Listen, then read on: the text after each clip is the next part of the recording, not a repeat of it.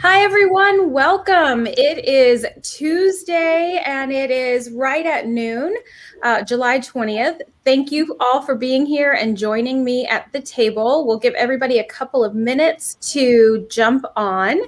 And while we do that, I will quickly introduce myself. My name is Barbie Winterbottom. I am the founder and CEO of the Business of HR, and I've got about 20 some odd years, won't get too specific, of experience in working in the people space. And so now I have my own firm where I work with individuals. So I coach individual HR folks as well as work with organizations, helping them with culture transformation, talent acquisition transformation, and lots of other fun things. Joining me today, I'm super excited to introduce Dr. Diem Mooney.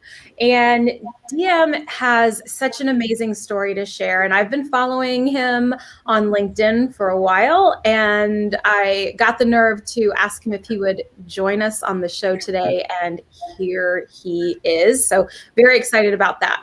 Before we jump into our conversation, a little bit of housekeeping. So if you've ever participated in a LinkedIn live session before, you may know that the technology that pushes out the live stream, it only allows comments to come in one way. So for all of you who are joining us, please share your comments and questions with us through the chat function. We'll see them as they come in. We will be able to answer them verbally in the show. We will not be able to answer them in the actual chat while we're doing the live show. We can certainly comment after the fact through the chat, but during the live show, we're not able to comment back through the chat. But we do love to see your comments. We love to see your questions, and I will throw them across the screen as they come in so that we can both see them and answer any questions that you might have, or share any light bulb moments of comments that you might have. So with that, I will get us started. So welcome, Diem. Thank you for being here and taking time out. I know you have an incredibly busy schedule with all the exciting work you're doing. So thank you for joining me. I really appreciate it. Thank you for having me. I'm going to jump right in because I think we have so much to talk about. And I think our audience and listeners and folks watching are really going to benefit from hearing more about you and your story and the work you do. And how you've brought all the elements of who you are into the work you do, which I think is so fascinating and what everyone really needs to do. So I'm going to read something. So you self-describe, and you put this out there on LinkedIn. So I'm not sharing any secrets or anything that you haven't already shared with the world. But Diem self-describes as a tattooed, autistic, learning impaired, speech impaired, non-binary, queer, redheaded, dreadheaded, Black, Hispanic, first-generation American, disabled veteran who grew up homeless with no mentors or connections. He wears cheap sweats or t-shirts 99% of the time, and usually about 10 years younger than their colleagues. I would love to break down each and every one of these elements that makes you this amazing individual, but we would be here for far too long. So what I would love to hear from you is how did you discover all of these amazing things about yourself as you grew up? And then how have you leveraged and tapped into that intersectionality to create this amazing career that you now have? And you're a very highly sought after expert at this point at your young age is incredibly impressive. So let's just start there. How did you figure all this out about who you are? Sure. I would say that maybe starting off at a younger age, I did not intentionally or consciously seek out to learn more about myself. I wouldn't say that I was just so mature beyond my age to say, oh yeah, emotional intelligence is so important for development. So I will somewhat credit some of that to being neurodiverse and the fact that I am not very externally motivated. I'm intrinsically motivated. And so that way I'm constantly evaluating how I feel about something, or constantly evaluating what choices I should make to achieve desired result. I'm very analytical and I'm very goal oriented. So it's always been in my nature, neurologically, to be that way. what I realized that I needed to do though was to be more conscious and deliberate in how I was assessing myself. Not being so hard on myself, not necessarily trying to always find the what's wrong with me, my weaknesses. As interviewees always say, like, oh, what's your weakness? I chose not to focus on that and not to see the things that you listed about me as disadvantages, rather opportunities to see the world differently. So when I changed my perspective, and this was, roughly when I was like, I graduated high school very early. So I was put in a position at 15 years old to figure out what I was gonna do in my life. Very, very young. I would not recommend it. No. So I was pretty much, I had no mentorship. I had no one to help me. So I was like, okay, how am I going to figure this out? I know where I'm strong at. I know that I have talents in certain areas, but I also know, again, that I have limitations, with learning disabilities, my speech impediment and stuttering.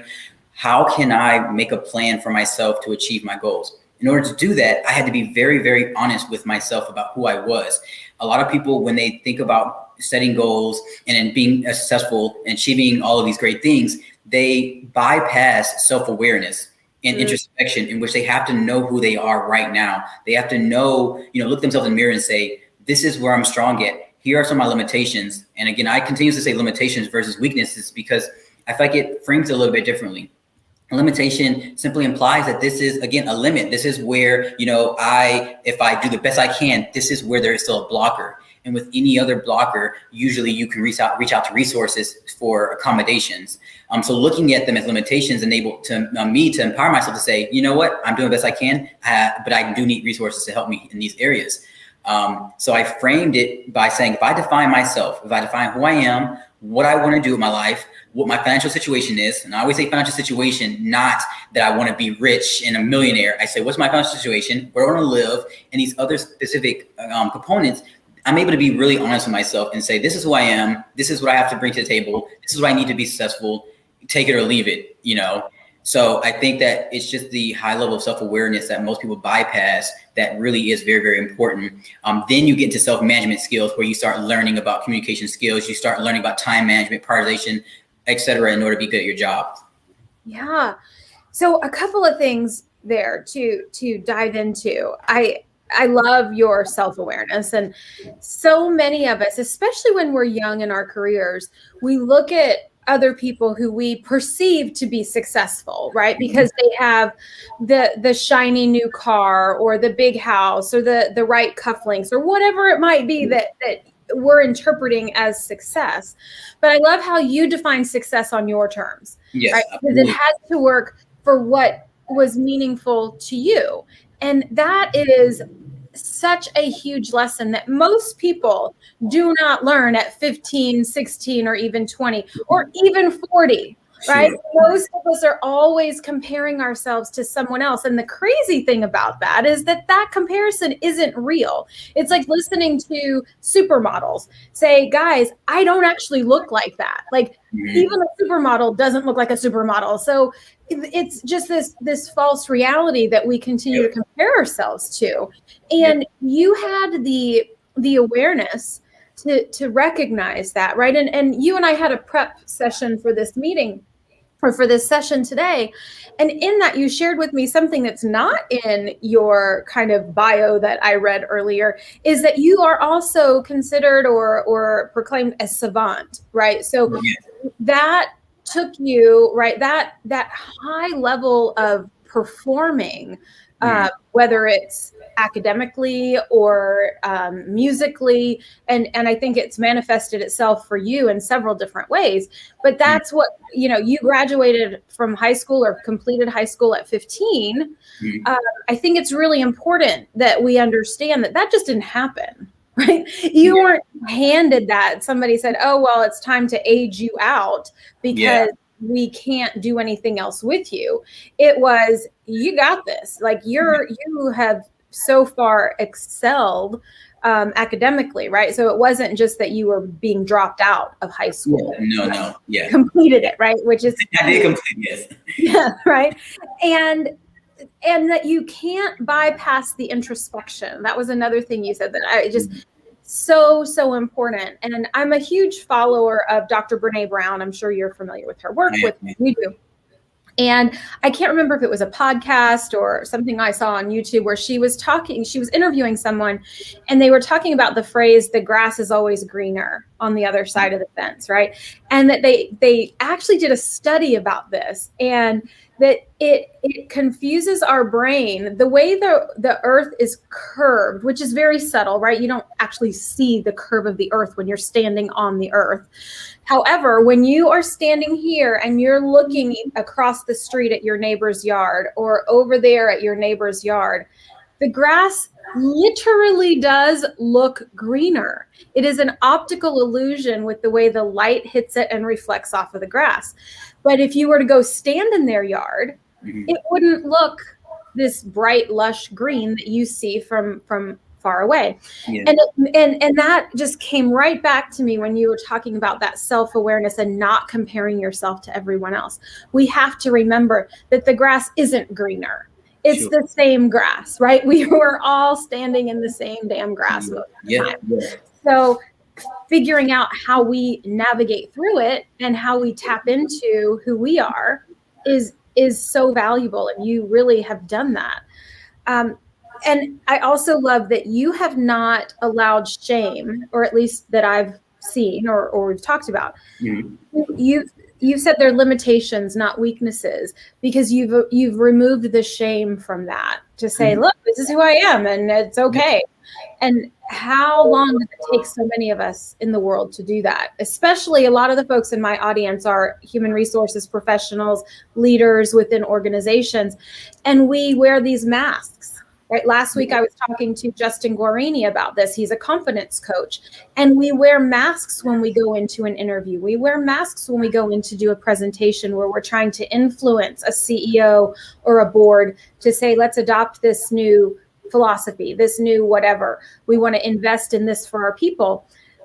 Instead of bringing our whole selves, oftentimes we bring in a marginalized version of ourselves because we think that's what people want to hear or want to see. You figured out a way to not do that and still find an amazing path and success. And you shared with me yesterday, you do a lot of that with data.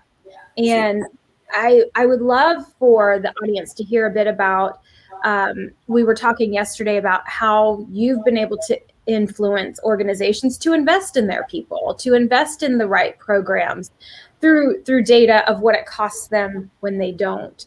And I would love for you to kind of walk us through how do you do that? How do you influence organizations to make the changes that you believe are necessary? Sure. So yeah, we did talk a little bit about how do I come at being a consultant and being a subject matter expert, being completely myself while also trying to drive change.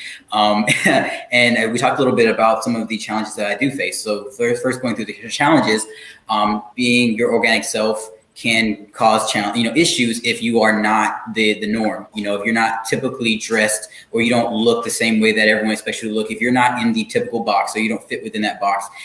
In addition to you, of course, having to perform, you also have to jump over those hurdles as well. And so, that is something definitely that early on in my career, I had to figure out how to address, considering that I'm Black, and so I'm a minority. I'm also very much so younger than everyone around me. So it's already the implication here is like there's this kid trying to tell me what to do with my company. If I'm hired on into a company, whether it be HR team, which I work a lot with, it could be a product team, UX team, it generally means that there is a problem. And that the current individuals within that company, not saying that they are the problem, but that their solutions did not address it. Meaning that I'm already coming into a very hostile, a lot of times, environment in which it doesn't mean, just because, say, leadership said, Diem, come in and do this, doesn't mean that everyone on the team is agreement that I should be there and I deserve to be in the first place.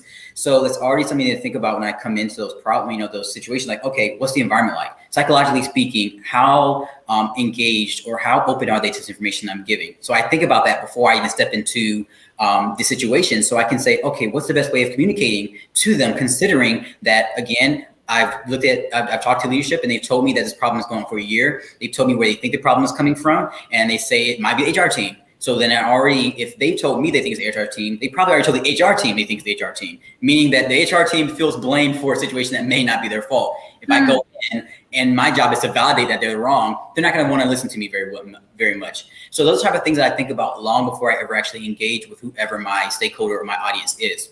It's important to really think about that. Going beyond that, I'm like, okay, so let me come up with some data. Let me start doing my homework. It could be a market analysis. It could be looking through some of the data that already exists in the HR, retention data, hiring data, all of these things. So that way, when I come and present some recommendations, or at least figure out where to start my discovery effort of figuring out what the problem is, I come in with, some kind of knowledge to their very specific situation. Again, being very, very data driven as much as possible.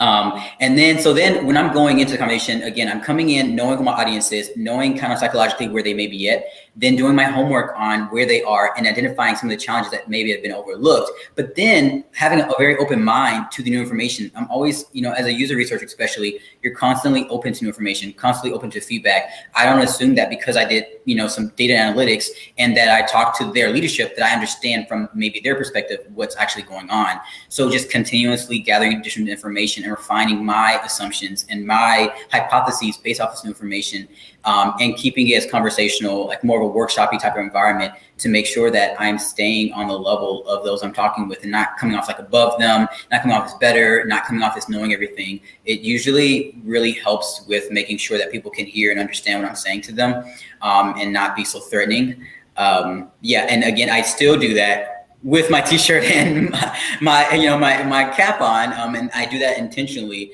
because the way I see it is, regardless of what I'm wearing, regardless of my skin, regardless of my gender identity, regardless of any other thing that was listed in that one post that I have, I know that I have the credentials. I know that I come with, models and frameworks, and that track record of being able to perform efficiently, and that confidence and that self-awareness of knowing what value I bring to the table. If you go in defining yourself, if you go in knowing your value and what you are capable of doing, really no one can tell you otherwise. So whether I'm in a $50,000 suit or something, or in a $5 t-shirt, my value stays the same, and I am comfortable and solid in that understanding.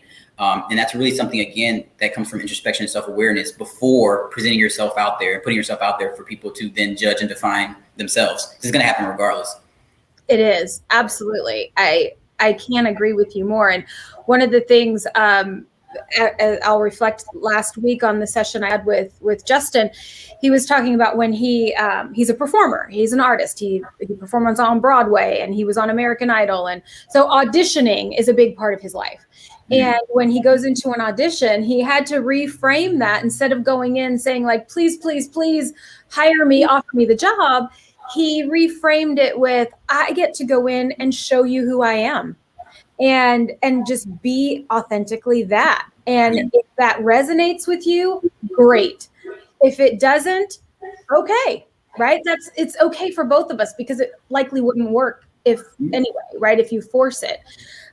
Yeah. How do you build that relationship with folks when you're coming in, right, with your hat on and your t-shirt, and you don't look like they do, likely, right? You're probably not often walking into a room full of other Black men with dreads, or non-binary folks with dreads and baseball hats, right? So how do you break through some of that to be relatable, and how do you use your superpowers to build those relationships? Sure. I've spoken a little bit already, kind of going into the situation, knowing a bit more about your audience. I went through a dissertation process for my PhD, and most people, when they think of PhDs, are like, oh, that really brainy, smart person uses big words. When in reality, when you go through that dissertation process, you're actually learning a lot about how to appropriately communicate with others in a way that is simplified, So taking all those complex terminology and models and frameworks and actually converting it into a way that people understand. And so I look at this, take the same research approach. How can it's referred to as dissemination of findings. How can I disseminate the information in a way that is easy to understand, approachable, and can be utilized? Because at the end of the day, if it can't be used to make decisions, if it can't be used to make change, it really is useless, whatever we're trying to do. So I go in before even talking with them. I go in and think about that, and make a strategy around that before ever walking into a room. Because the one thing about my neurodiversity is that I'm very strategic and very coordinated and planned in my social interactions. So because I am unable to necessarily go through social interaction or engagements and just know emotionally I should do this, or, I should physically do that, or whatever the case may be. It basically forces me then to reflect on it before and say, okay, what is the most appropriate, thing to say here? And when should I do this? And it actually really fares very well for being able to be perceived as someone who's very thoughtful or considerate, because I literally have to be both of those things in order to engage with a high level of normalcy. Mm-hmm. So with that level of consideration that I have to give, I usually apply that in those situations. Say, okay, well, let's consider again who it is. These are leadership. I'm sitting with a bunch of executives, and these are their biggest high-level problems. Look them up on LinkedIn and say, okay, these are the type of things that they're interested in. These are the type of things that they engage with. These are their priorities. How can I communicate, in a way that resonates with them? How do I make sure that they understand what I'm saying, considering I'm looking at some of the certifications they have and it's not in the same area of interest. Therefore, they likely don't maybe understand what I'm saying in this area. It's the high level of thoughtfulness and empathy that's required to really be a good communicator, especially when you are presenting challenges or even solutions that they may not necessarily accept. Yeah. And looking the way I do, it definitely amplifies the need to do that. So for folks who may not know this about you, is that you shared with me, you don't always, sometimes you might, but you don't always pick up on social cues and clues that other people might be more sensitive to. Yes. Right? And that's part of where you are on the spectrum with, whether it's with autism or wherever you might land in that space, right? So you have to go into meetings thinking ahead of time, okay, make sure I'm paying attention to when people are laughing. Make sure I'm paying attention to when they sit back and they're not buying into what I have to say, right? You are consciously thinking about all of those cues and clues that are happening. Yes. At the same time, you're trying to deliver a message, right? So the complexity of what's happening in your head is pretty amazing when you think about it, right? Because a lot of that social awareness is more natural for others, right? I can read a room in a different way than you can. And so what I want our audience to take away from this is how, and the way I promoted this session today was, what do we have in common, right? There's the list of all the things that make you, you. And then when you look at the things that make me, me, there's not a whole lot of overlap there, right? So it's quite interesting. But at the same time, when we think about the 5 imperatives for HR professionals that I wrote, the first one is to be a business leader first, who works in the people space, right? And what does that mean? Know your business, speak the language of your business, understand where your stakeholders are coming from and what's important to them, which is basically what you just talked about, right? Yep. Exactly what you talked about. The second one is to be agile and adaptable. Stop being the HR policy police, right? And that's certainly something we want to talk about, but stop being the HR policy police and start understanding that we've got to adapt to what's going on in the market, to what's going on in our organizations. And we have to iterate and be agile, and we can't be restricted by rigid policy and fear of lawsuits, right? Continuously collecting feedback, continuously solutioning, providing different ideas. Yep, definitely. And then simple. I love that you said that. The third or the fourth imperative is practical solutions, which I define as simple. And does it actually meet the need, right? If it takes more than 5 minutes and an interpretive dance to explain your concept, it's too complicated, right? We've got to simplify and allow things to organically unfold so that it becomes intuitive for people. So there is actually a lot of alignment between the way we approach the work we do. And I want the folks who work in the people space, in the HR world, to understand adapting an agile mentality in HR doesn't mean you have to just vacate everything you've always done. It's iterative, right? And it's adopting one thing at a time. And then you can, over time, develop this great skill set of being a business leader who works in the people space. And, we talked a little bit about the HR policy police yesterday, and you shared a great example, because one of the things that's really difficult for folks in HR, because we walk the line, right? We walk the line of being aligned with our organization and being that people advocate and creating that people first work environment and culture. But at the same time, there's often a very unspoken underlying fear culture that exists within the HR space, because we're constantly straddling what's right to do for the organization, what's best to do for our people. And there's always that threat of litigation and lawsuits, that policy and laws and rules and guidelines that plague the folks who work in the HR space often, and organizations will revert back to, well, we can't do that because we could be sued. And you shared with me a way you were able to overcome some of that with one of the groups you've worked with, or a company you worked with. Sure. Yeah. And you did it by proving out the financials. And I love that perspective. Can you share with us a little bit about what that was like and what you were solving for and how you did that? Sure. So in this particular project, again, I work a lot of times with HR. It's where I got my start in my field. But one of the biggest challenges that, like you mentioned, they faced are not willing to make changes to their policies or make changes to their organizational, processes, is because they are fearful of, possibly getting sued, or, some kind of claims being put against them, EEO type of cases. So what I did was I was like, okay, well, be very specific. What type of lawsuit do you think that you're likely to face if we were to make a specific change? So I had done my research, did a lot of employee engagement surveys, did user interviews, all these things, presented recommendations. And so like for each recommendation, tell me specifically the type of lawsuit that you think that you would get. Right. So they did. They're like, okay, they're throwing out like, oh, this type of lawsuit or this lawsuit example. So I was like, okay, so what I did was I took this data and I was like, okay, I'm going to go and do some homework as far as let's figure out how frequently these lawsuits actually take place, especially in this industry, in this population, this area, et cetera, et cetera. And then I figured out the average of how much, the lawsuits actually the company paid out. Again, I'm very data driven. So I'm like, okay, we're going to see the frequency, we're going to see the occurrences, we're going to see the circumstances in which it happened. And then we're going to say how much is actually going to get paid out if it actually happens. So I was able to provide them a percentage as far as how likely it would happen, so like, yeah, it's like, 15% chance. And then it'll cost you, $1.8 million if you were to have to pay out. And if you didn't go to court. Gave them a complete scenario, and then told them what I provided them. They're like, oh, well, thank you. So now we have this data to support our decision. It's like, well, I'm not done yet, because another part of that is just look at the numbers if we if we don't make the changes from the employee standpoint or the people standpoint. So looking at additional metrics that they had not even considered. So I was like, okay, if we don't make this change to the way that you're going about hiring people, you will continue to have a very low offer acceptance rate.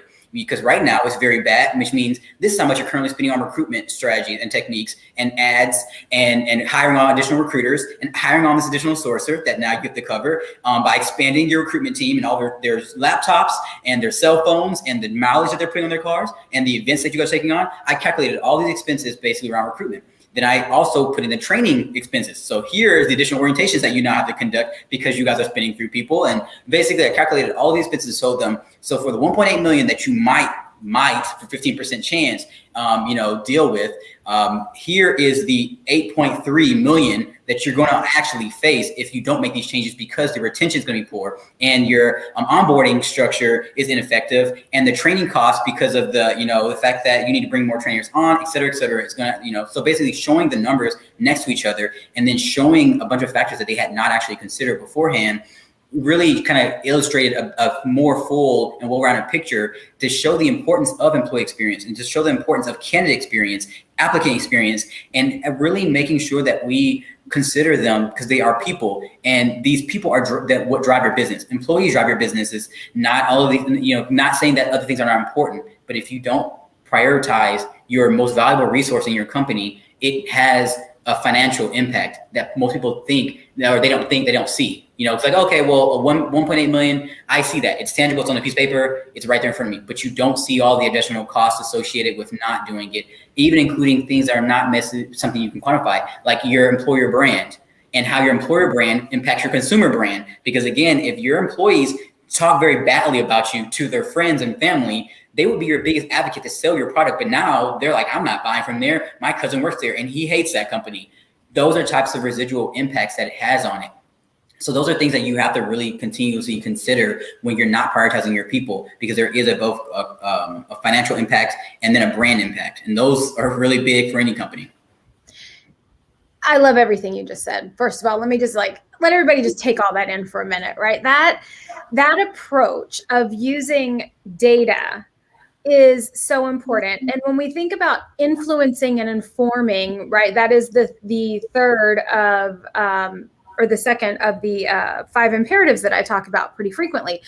Our role as human resources professionals or people who work in the people space is fundamentally to influence and inform the decisions our organizations make as it relates to the people who work within the company. That is a fundamental core, pillar of our existence.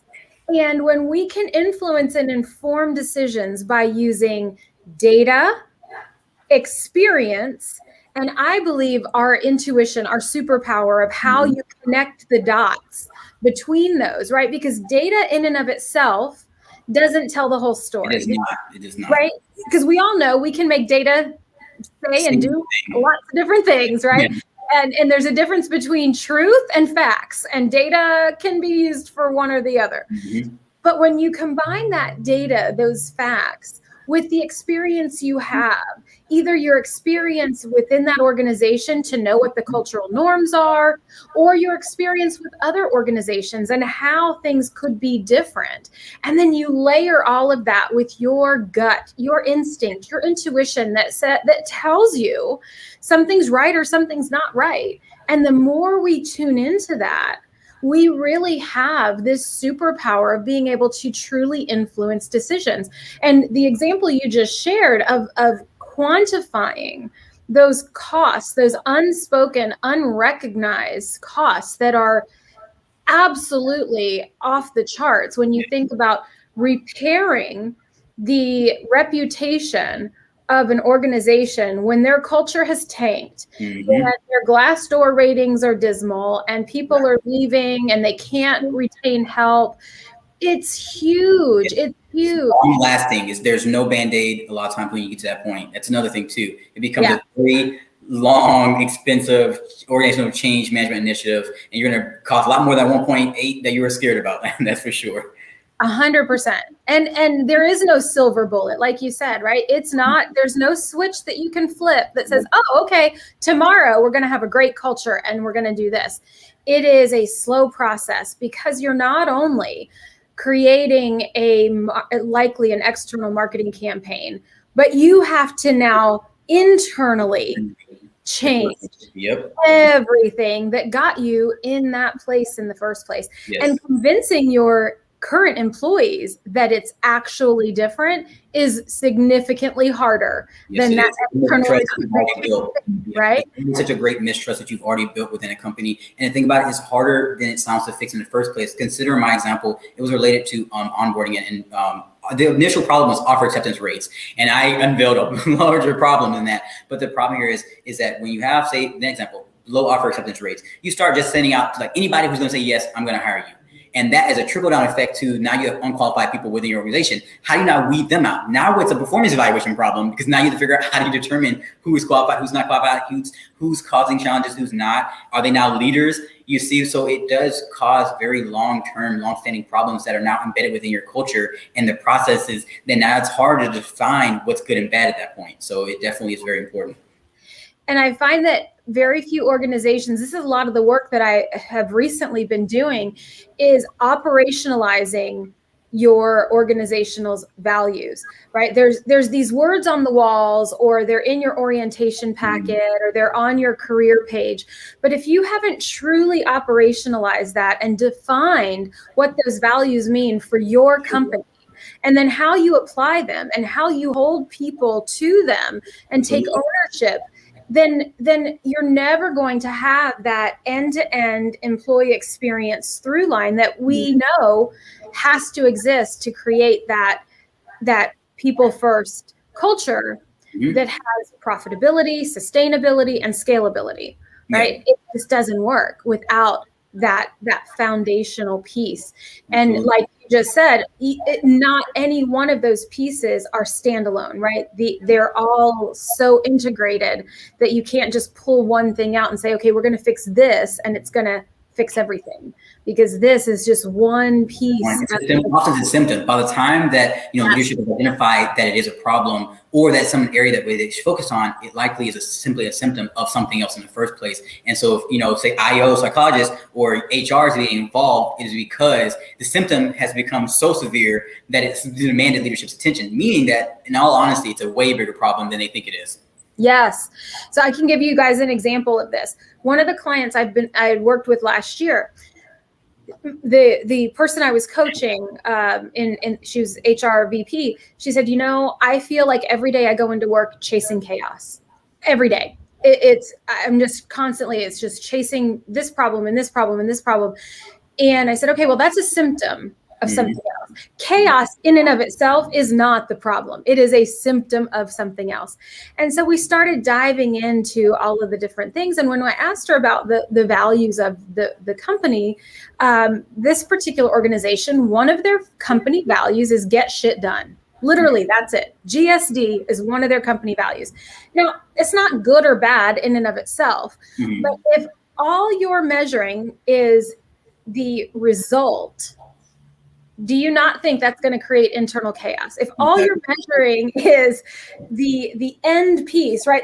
That's a very Machiavellian kind of society. Yeah. And unfortunately, the how is just as important, if not more important, than the result or the what. And so when I was able to get her to see that, she was then able to do a lot of analysis around performance reviews. And lo and behold, the number one top rated value in the company was GSD. And I said, okay, well, let's look at that. Are your salespeople stepping over each other? Are they stealing each other's clients?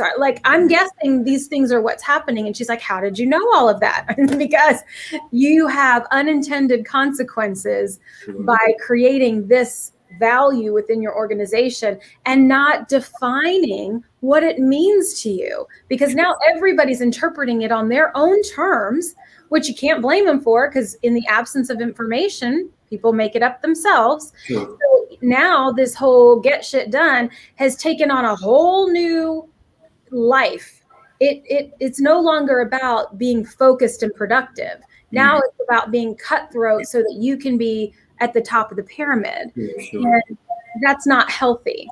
So I love how you broke it all down, because it really is creating that entire life cycle experience, and not one thing can do it in and of itself. Right? We have to have that whole experience piece. So thank you for breaking that down. When you work, I'm going to switch gears here a little bit. We talked about this yesterday a bit as well. We see folks in HR often posting things about they're the pseudo attorney and the pseudo therapist and the pseudo this and that, kind of the jack of all trades. And when I see that, I cringe, right? Because I think, no, guys, stop. You're not a therapist. You're not an attorney. You're not this. You are an amazing professional who works in the HR or the people space, and own that and be great at that. But understand that by kind of wearing the mask of all of these other roles that you're not necessarily qualified for, unless you are. I mean, if you are an attorney, that's great. Or if you are a licensed therapist, that's great. But very few of us in HR actually are those things.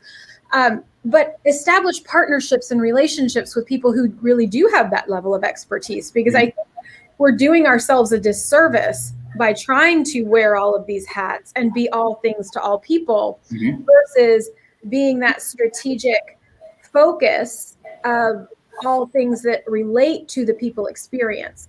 And we talked about that. I'd love your perspective. When you see those types of things, like, what does that say to you, and how do you respond? Sure. Well, this would even not even just be specific to HR, but anyone who identifies themselves as being like this universal know-it-all, I have all the answers type of person. A lot of times, from my experience doing coaching myself, it is a lack of identity. Like, if you don't truly understand, again, back to self-awareness, where you bring the most value, where your skill sets lie, what you're the subject matter expert in, then you will try to gravitate towards every little thing that you think like, well, you have a little win here and a small win there, and external validation in this area. So if you can answer this one question about this legal problem, and they took your word for it, and it makes you feel good, like, oh, dopamine, like, oh yeah, you know what, I'm good at that. However, again, that doesn't really allow for you to be the best at what you can actually do. I would never claim, even with me, those avantism and my information processing ability allows me to do a lot of things. So I use myself as example. And so basically I can draw, I have some behind me. I can draw pretty perfect replications of things that I see. I also can play music, because I can hear it and then be able to mimic it. I have data analytic ability, so I can process information and numbers very quickly, right? Had I, though, went about my career saying, I'm going to do all those things, I'm going to be a musician and an artist, and I'm going to be, a data analyst and data scientist, I wouldn't have been really great at anything. I would have simply tried to divide my attention to so many different areas that in reality, I would not be very good in most of them compared to someone who maybe is more neurotypical, who just dedicated themselves to that one thing. So even with my, advanced ability to do it, I still would fall short in those areas. With HR, if we're looking at HR as this, anything that we need to get done, throw it to HR, then how is HR actually able to be great at the things that would bring the most value to the company if HR were great at it, And that's the problem here, is that we need HR. HR serves a vital role. And if HR is now divided up into 15, 20 different areas, then HR's value is actually a lot lower than someone on the street saying, I can do that. I can now do that thing better than what HR is doing. And so everyone in your organization will be able to do that one thing. So if you say you're legal and you say you're a therapist, and you say you're a manager, right? Well, that legal team is going to be better than you at doing legal, because that's what they do. The therapist and the psychologists are going to be better than you. So everyone is still going to be technically better than HR at doing what they do, because HR is trying to do things, trying to do everything. So it's something really to consider is your identity and your self-awareness, and saying, this is what I bring to the table. This is what I'm really good at. This is what I'm going to build. If you're an HR leader, I'm going to build my team around delivering this value. That way you can then brand that value and say, I team can be a part of, your leadership meetings on this topic, because we can bring you this value. This is how we deliver. This is our process that we make sure to operationalize this. And this is what you're going to see. Here's some artifacts to show you examples of how we can, communicate with you. This is when you interject us. This is when you include us in your meetings, et cetera, et cetera. But you can't do that if you're trying to do 15 different things, because again, you will never be the best. HR will always be second best to the team who actually can do it better. And then you won't be utilized the way you should be. So self-awareness of what you can do, building that brand around that is so critical. Oh my gosh. I'm going to take just that piece of this video and share it everywhere. I can't applaud loudly enough the fact that when you become the catch-all, you dilute your value exactly each and every single time. Easily beaten by anyone who focuses only on that. Like you just right.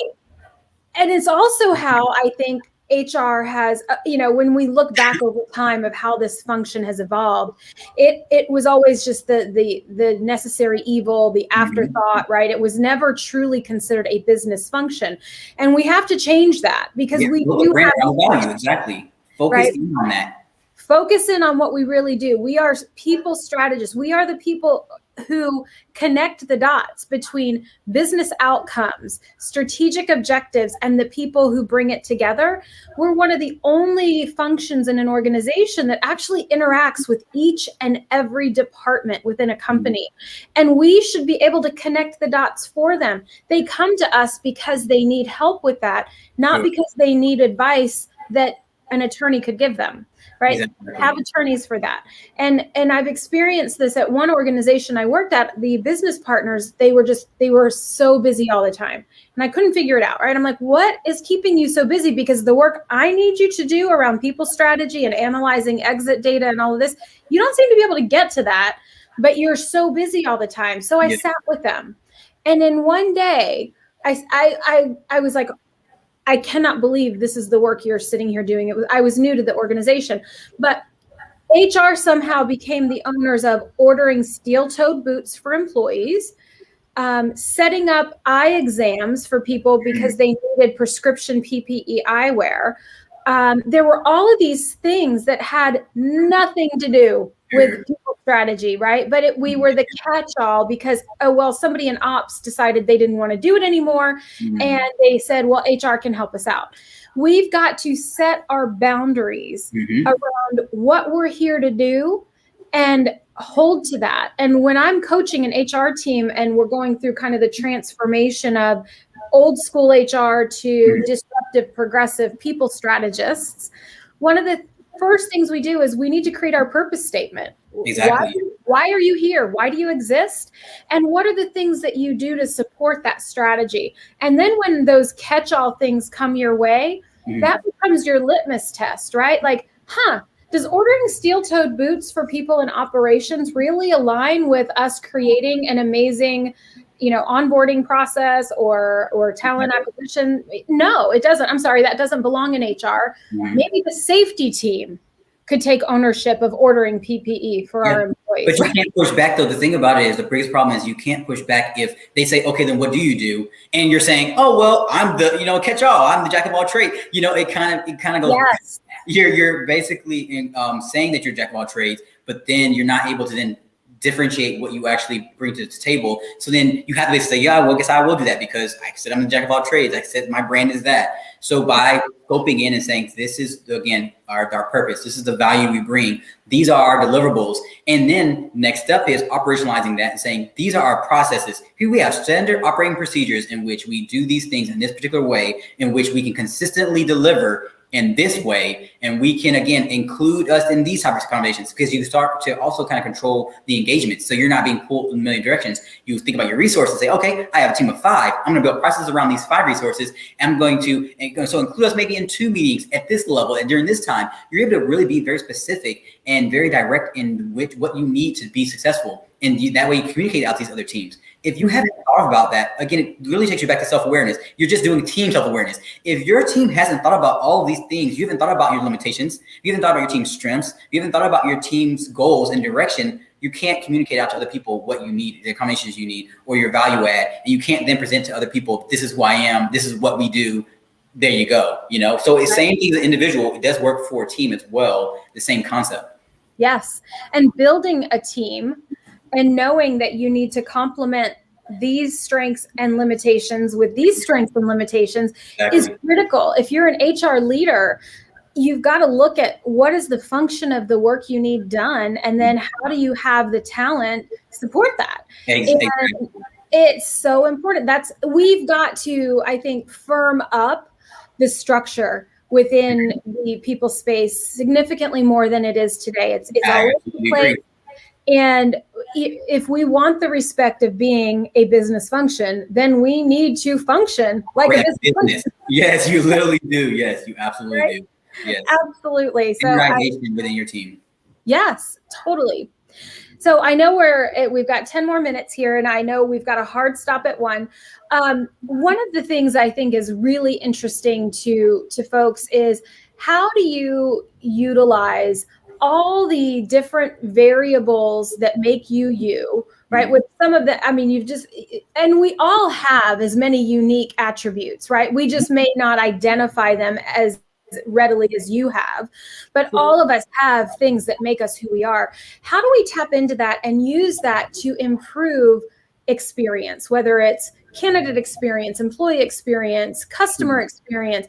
I know this is a big part of the work you do is, identifying, defining, mapping, and then improving the user experience. And how does all of this that makes you such a special person, how do you tap into that to help improve the user experience? Sure. I would say probably the biggest one is simply being able to come at things with a higher level of empathy, considering, yourself, like, okay, like, for me, I'm like, okay, so coming into the situation, so for one project, I'll use the example of project, came in, it was another HR team, and they were dealing with having a hard time attracting talent, right, for this particular role. It was like a CNA type of role in pharmacy techs. So for this particular role, especially the area that they're in, it's usually filled by primarily like people of color, right? Because they're like lower level roles and usually doesn't take as much training. So that's who it is. So like, they're like, well, we've been doing all of this to try to attract them. And even when we attract them, they leave very quickly. What are the challenges that we're facing here?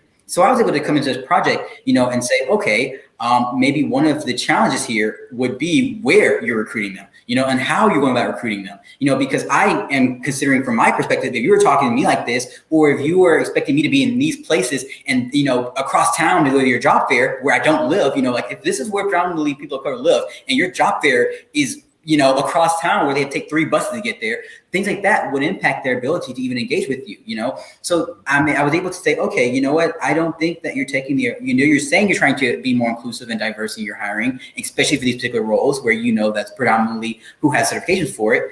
But nothing about your policies, nothing about your approaches actually align with that. You're not being very inviting to this, you're fully white staff who's sitting on across the table evaluating one person. It's like, you got 5, people who look nothing like them, evaluating them all at once. That may not be very inviting to think this is a diverse workspace. Right.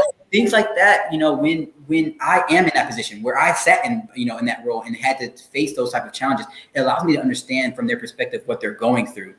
So by considering what makes you different, considering some of the challenges that you face, considering, how you would have liked something to have happened, it really allows you to have a level of empathy and sympathy towards how to improve someone else's experience. Like say, just because it was some people, and I really hate this ideology, is like, well, it was hard for me, or I had to go through a tough time, so it's just a rite of passage, or it's just the way that things are. When in reality, you should reflect on what made something difficult for you. Why was it so challenging? And how can you use your position of power or your role within this company to make it better for the next person who might be in the exact same shoes as you, same skin as you, the same types of, whatever, how you categorize yourself as you, and how could you make that easier for them? That's the way I look at it. And I look at of course, there are other factors that of course come into play, like data that I supports why I make certain, recommendations. But that is a very big one for me, is making sure that I make it easier for the next person coming along. If there's another eye psychologist, maybe they're 10, maybe they're in elementary school right now, they don't even know it, but there's a future eye psychologist coming who's going to look very similar to me, who's going to be very similar in a lot of ways than and I want to make sure that I'm creating policies and making regulations that makes it easier for that kid, that in the future IO, to be, to do their job successfully. That's the way I look at it. Mm-hmm. And there's such a huge, focus right now on DE&I, and it makes me sad that we're still having to have these conversations. But the reality is, I'm also glad that the conversations are happening, right? It's that duality of, okay, guys, we got to get there. We've got to make these changes. But when you think about, generationally speaking, a lot of folks, the arguments that we hear, and typically it's, white men of, a certain socioeconomic status, who rail against the fact that, well, I didn't have privilege. I worked for everything I had and nobody did that. And trying to convince them that, yes, you actually do have privilege. And sure, the whole conversation in and of itself. But when you take your experiences as someone who has been homeless, someone who, has had all of these challenges, and yet you paved your own way by tapping in to what all of those challenges taught you and how it made you who you are. I think about my life experience and how I utilize that to connect with customers or potential clients or candidates. I think it's so important. And instead of wearing the mask and trying to pretend that that's not what makes us who we are, tapping into it to allow others to see us as fully who we are, it helps, I believe it helps level the playing field in some ways, right? Because people recognize that, they can relate to it, and then they're like, wow, if that person can do that, maybe I can do that. And it gives them that hope of changing the outcome that's been so ingrained in them, right? Because I think one of the things you shared was that when you were younger, there was a finite number of outcomes for your life that you had been told, right? Yeah. And it was drug dealer, athlete, like a rapper, athlete, jail. Right? Yeah, they weren't very good. They weren't. Right. None of them resonated with you, right? Mm-hmm. So you decided to create your own path, and so we all have to do that in one way or another. And we may not have the challenges that you've had to overcome, but there's still challenges, and they're still relevant, and they still can contribute to making you an amazing person. Yeah. And I think that's when we talk about intersectionality and how we can tap in and leverage that. You don't have to be Black and non-binary and have dreads and all of these things, right? I'm a white female lesbian musician who also works in the people space, who loves animals, and I have 2 kids with my wife and all, right? Like, so there's things that make me who I am that are completely different than the things that make you who you are. And yet we still come to so many of these same conclusions because we recognize that it's our humanity that connects us. And tapping into that just makes it a better place for all of us, whether you're talking work culture or just, you know, life in general. And I think that's so beautiful how you've been able to bring that forward. So I applaud you so much. And I love following all of what you're doing. Because I just find it so fascinating, right? I'm like, I want to work with Diem so badly now. I'm like, I've got to find a project for us to work on together because it's just so exciting. And one of the things you just talked about is work that's happening right now as we're facing the Great Resignation or the Great Migration. People are calling it one of 2 things, where you know, it's anticipated that 40% of people are going to resign and move to another organization because they want to work where they want to work. They want to have flexibility, ownership over their career, ownership over their life, which I applaud and I think it's wonderful. But so a lot of organizations are starting to ramp up their talent acquisition, their recruiting processes, but a lot of them don't really know how. And so they call me because I have really deep roots in TA, and I've, you know, facilitated the hiring of, you know, 50,000 people throughout my career. I've worked in really high volume recruiting. And by identifying what you just said is identifying the people you want to hire. So those CNAs, if they're predominantly Black and they're predominantly lower socioeconomic earners because of all of these other things, you need to place your ads where they are organically going to be. Communicate the culture in a way that aligns with that audience. Yes, but not in a way that is showing pity, right? It has to be typical nature. Yeah, no.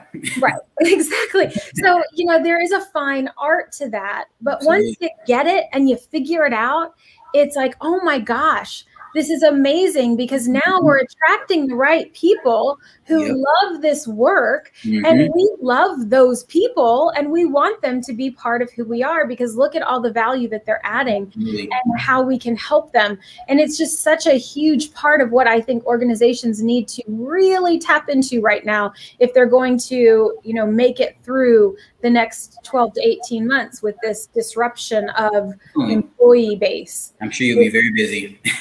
Let's hope so. Let's hope so.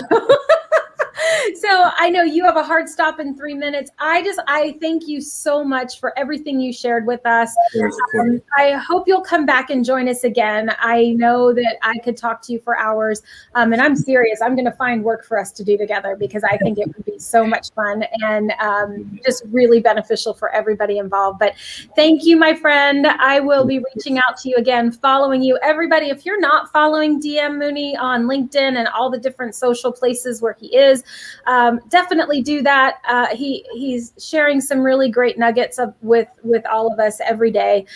So thank you so much, everyone. And I will be back next week, Tuesday noon Eastern Standard Time, right here on LinkedIn Live. And I will post this video along with all the other ones from the table on the YouTube channel. So if you weren't able to make it live, you can certainly subscribe to the YouTube channel and get notified as soon as it's uploaded there. So thank you, everyone. Thank you, Diem. Have a wonderful afternoon, and we will talk again soon. All right. I'm going to sign off now.